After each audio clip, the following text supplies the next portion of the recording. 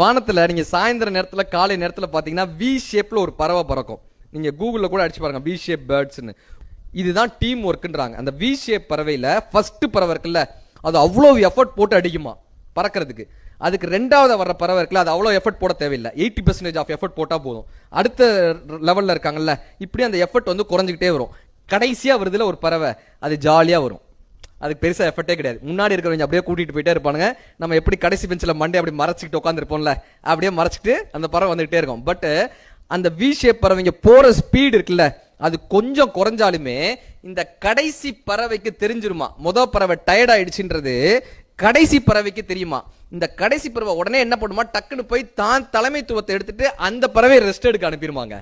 அது போய் ரெஸ்ட் எடுக்க அனுப்பிடுமா. இந்த பறவை பின்னாடி வந்து இந்த பறவை போய் எடுத்துரும். எவன் ஒருவன் அந்த தலைமைத்துவத்தை தான் எடுத்துக்கொள்கிறானோ அவன் என்றைக்குமே ஒரு குழுவினுடைய தலைவனாக இருக்கிறதுக்கான